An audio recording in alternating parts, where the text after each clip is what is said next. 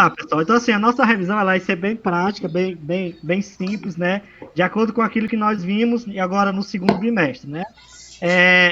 Uma das coisas, como o Roberto já falou, que a gente sempre pede, é para que vocês dêem uma lida nos PDF que a gente mandou para vocês, né?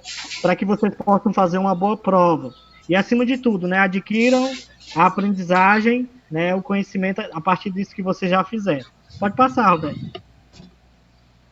Então, assim, nós tratamos um tema muito importante da filosofia, que é a questão da liberdade, né? Que é o capítulo 14, podemos ser livres. Aí vocês observam que tem essa interrogação muito grande, que por mais que a gente está no século XXI, mas existe ainda esse questionamento muito grande dentro da filosofia, a questão da liberdade. Aí vocês observam que tem essa imagem, né? Uma imagem baseada na mitologia grega, né? Talvez vocês já viram essa imagem, talvez não, né? Mas essa imagem quer mostrar a questão que na Grécia Antiga, a liberdade, ela estava relacionada à questão do quê? Do mito, né? A questão da crença. Então, muitas pessoas achavam que a sua vida estava predestinada ao destino. Né? Pode passar, Alberto. Aí nós temos aí, né, o Bernardo Strauss, ele vai falar um pouco sobre essa questão desse mito aí. Eu não vou me detalhar muito bem, porque senão ainda tem o Tiago também. Mas vocês vão receber esse material ele está no Classroom, né, e também vou colocar no grupo da turma. Aí vocês vão poder dar uma lida melhor, dar uma estudada melhor. Na verdade, vocês vão revisar, porque esse material eu já entreguei, né, eu já entreguei para vocês, né, vocês vão só revisar, como o Roberto falou, para que vocês possam aprender, né, e ver também essa questão, né, como é que a liberdade foi tratada na Grécia Antiga e trazendo para os nossos dias atuais. Aí, esse mito, pessoal, é relacionado ao mito das três parcas, né? Segundo o mito, a nossa liberdade, a nossa vida estava relacionada ao quê? A questão do destino, né? Ela era traçada. Aí vocês observam na imagem que eles ficavam enrolando, né, o tecido, e aquele tecido era a vida da pessoa, né? Segundo o mito, eles acreditavam nisso, né, que a vida da pessoa estava relacionada ao destino, né? E a gente já vai ver que a filosofia, ela mudou essa concepção. Pode mudar, Roberto. Aí nós temos aí o mito, a tragédia e a filosofia, né? Então, assim, para a gente hoje ter essa concepção de liberdade que nós temos hoje, eu sou livre, né? Eu sou independente, eu posso fazer o que eu posso fazer, mas isso tudo foi construído ao longo das épocas, que, né, a história vai nos ensinar muito bem isso, que a nossa liberdade que nós temos hoje, ela foi construída e é construída ao longo da história, né? Graças à história é que nós temos, né, a liberdade que nós temos hoje. Então, o mito relacionado ao destino, a tragédia que a gente vai ver agora, vocês observam essa outra imagem, que é o mito do Édipo, né? Então, a gente viu isso lá no primeiro ano passado, quando a gente viu a questão do mito, que o Édipo, né, para quem não sabe, o Édipo, ele era o quê? Segundo essa história contada por Homero, né, o Édipo era um homem que foi separado muito cedo dos seus pais, né, e, de acordo com o destino, ele, quando mais velho, se encontrou com seu pai, numa briga, matou o pai, né, sem querer, e se apaixonou pela própria mãe. Segundo o mito, ele estava predestinado a isso, né? Só que a filosofia vai mostrar para a gente que isso ia acontecer, porque ele foi separado muito cedo, né, da sua vida tradicional, da sua vida, foi separado dos seus pais. Como é que ele ia saber futuramente que ia ter de novo esse contato com seus pais? Então a filosofia vai mostrar que o destino não existe, né? Isso é algo criado, isso é algo inventado para tentar justificar algo, para tentar justificar alguma verdade absoluta. Então a filosofia vai mostrar que isso não é verdadeiro. Pode passar, Alberto. Aí nós temos aí outra parte muito importante que nós vimos, né? Que é a liberdade incondicional e o livre-arbítrio. O que é a liberdade incondicional? É a liberdade absoluta do livre-arbítrio, onde o ser humano pode escolher entre uma atitude ou não, independente das circunstâncias. Ou se é inteiramente livre, ou então não se tem a liberdade. Então, a liberdade incondicional, pessoal, é aquela liberdade que a gente tem que, na verdade, a gente não tem uma fuga, a gente tem que fazer aquilo, né? Por exemplo, eu tenho que obedecer à lei. Eu tenho que obedecer a lei porque é uma obrigação, é uma verdade absoluta. Então eu tenho que fazer aquilo, né? Então isso não está longe. Se eu não fizer, eu vou ser penalizado. Então eu sou de acordo com as regras de um país, eu tenho que obedecer aquela regra. Já o livre-arbítrio está relacionado do quê? Mais a questão da moral, né? A gente vai ver muito isso que está baseado dentro da questão da moral. Aí nós temos aí o livre-arbítrio, faculdade que tem o indivíduo de determinar, com base em sua consciência apenas, a sua própria conduta. Liberdade de escolha alternativa do indivíduo. Liberdade de autodeterminação, que consiste numa decisão independente de qualquer constrangimento externo, mas de acordo com os motivos e intenções do próprio indivíduo. Aí nós vamos ter a imagem de Santo Agostinho. Santo Agostinho, lá na Idade Média, é o que falava muito sobre a questão do livre-arbítrio. E o livre-arbítrio está baseado entre o bem e o mal. O que é o bem? É Deus. E o que é o mal? É a ausência do bem. Ou seja, é você não souber escolher Deus. Então, Santo Agostinho vai dizer que você só é livre quando você escolhe Deus. Se você não escolhe o bem, que é Deus, você não é livre. Né? Você está no pecado, você está no mal. Né? Pode continuar, Alberto.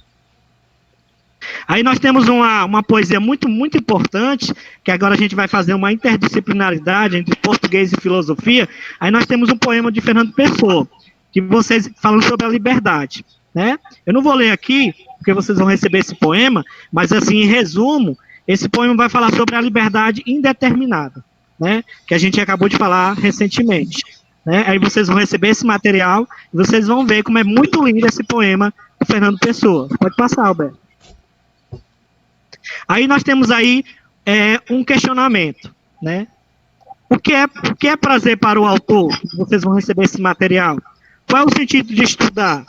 Que tipo de liberdade se refere a este poema de Fernando Pessoa? Você concorda com o autor? Lembrando, pessoal, esse material ele vai estar para vocês e também ele é as questões da prova de vocês. Todas as questões vão estar baseadas nesse slides que eu, o Roberto, o Thiago e também o Edivaldo a gente está apresentar para vocês. Todas as questões estão baseadas neles aí. Por isso que é importante vocês lerem, estudarem e também tirar a dúvida com a gente também. Aí nós temos uma frase da Elizabeth. Uma pessoa pertence unicamente a si mesma. Ela é um ser livre como direito inalienável de autodeterminação. Né? O que quer dizer isso, Fabiano? Que a pessoa ela é livre, né? Ela tem sua autonomia.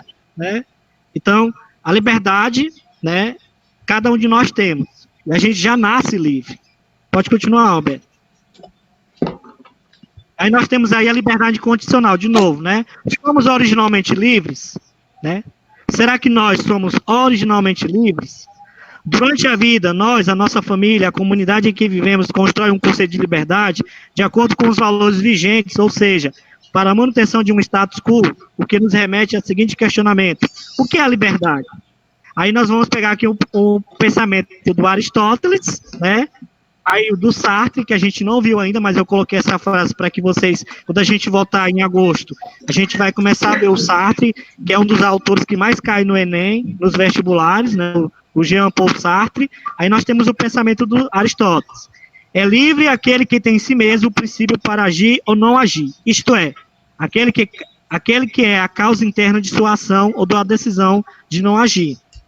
Então, o que o Aristóteles quer dizer com isso? Nós temos a capacidade de escolha, a partir da razão. Então, vai ser livre racionalmente. Né? E para achar, a liberdade é a escolha incondicional que o próprio homem faz de seu ser e de seu mundo. Afirma que estamos condenados à liberdade. Isso aqui a gente vai ver mais detalhadamente no próximo semestre. Mas, segundo Sartre, nós estamos condenados à liberdade. Nós somos livres. Nós estamos condenados à liberdade. E nós temos aí um provérbio popular. Com base na Revolução Francesa e na Declaração dos Direitos do Homem e do Cidadão diz: a minha liberdade termina onde começa a do outro. Né? Então essa é uma frase muito importante que está dentro da nossa Constituição. Nós somos livres, mas é necessário que a gente também respeite a liberdade do outro. Né? Pode passar, Alberto. Aí nós temos essa imagem que justamente para incomodar vocês. Aí nós temos aí, ajude o Davi a escolher. Vocês observam que aí aparece, selecione um dos objetos na vitrine para avançar. Eu tentei tirar esse bichinho aí, mas eu não consegui no documento original. Mas isso não importa para a gente. O que é que essa imagem quer dizer para a gente? Se vocês, alunos, se eu, Tiago, Roberto e Adelmo, que estamos aqui, fosse o Davi, o que é que nós íamos escolher com o dinheiro que está com a gente? O que é que a gente ia escolher para comprar? O par de tênis que custa R$60? O celular de 80, a bola de R$90,50, aí entra a questão da nossa liberdade, né? Fabiano, mas essa questão vai cair na prova? Vai, mas eu não vou perguntar para você uma pergunta pessoal, porque aí ela não é uma questão aberta, é uma questão fechada. Aí está relacionado o que? A liberdade incondicional. Nós estamos condicionados à escolha, né? Aí ele vai ter que comprar aquilo que ele mais necessita, com o dinheiro que ele tem, e de acordo com o dinheiro que ele tem. Então ele vai ter que escolher qual desses materiais aí que ele vai comprar para ele, o que ele mais precisa. Tá certo? Até aqui alguma dúvida? Tá dando para entender? Hein, pessoal? Podemos passar adiante? Pode sim, pode sim. Pronto, vamos continuar. Pode passar, Alberto. Aí nós temos um pensamento do Santo Agostinho, né? Que é a questão da liberdade. O Santo Agostinho vai dizer que a liberdade é subjetiva. Torna a criatura homem semelhante a seu Criador. Qual o Criador que ele está falando? Deus. Deus deixou o homem o livre-arbítrio, né? A questão do bem e do mal, como eu já falei anteriormente. Então, o Santo Agostinho, na Idade Média, ele vai dizer que a liberdade está relacionada a essa escolha entre o Deus, que é o bem supremo, e o mal, que é a ausência de Deus, que é a negação de Deus, tá bom? Para que vocês possam entender como é que é entendida a liberdade dentro das concepções históricas, ok? Na Grécia Antiga era uma concepção, na Idade Média era outra, e nos nossos dias atuais é outra concepção de liberdade. Pode passar, Alberto. Aí nós temos aí, diante do exposto, o que você pensa? Você possui liberdade incondicional ou determinada? Fabiano, liberdade incondicional e indeterminada é a mesma coisa? É. Né? A sua liberdade é permanente ou foi conquistada aos poucos? Né? Vocês, nossos alunos, nós professores, né? A nossa liberdade é permanente ou foi conquistada aos poucos?